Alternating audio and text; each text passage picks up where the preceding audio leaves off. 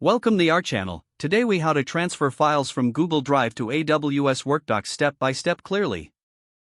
Open your web browser and sign in to your Google Drive account. Locate the files you want to transfer.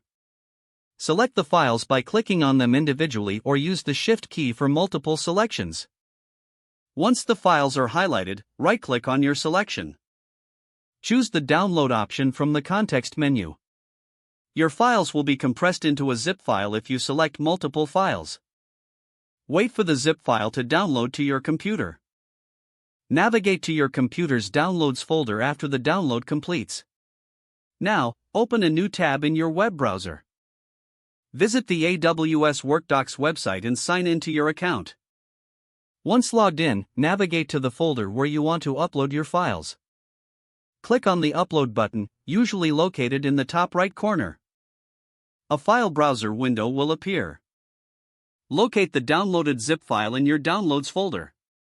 Click on the zip file, then select Open. Wait for the upload to complete. If you uploaded a zip file, you will need to extract its contents after the upload finishes. To do this, right-click on the zip file within AWS WorkDocs. Select the option to extract or unzip the contents. Your files will now be available in the specified WorkDocs folder. Review the uploaded files to ensure everything transferred correctly. Congratulations, you have successfully transferred files from Google Drive to AWS WorkDocs. If the page does not load, refresh the browser or try again in a private or incognito window. Make sure you are using the correct email address, then retype it carefully to avoid small typos. If your password is not accepted, use the reset option and create a new strong password you can remember. Check your spam folder for verification or security emails, then complete any requested confirmation steps.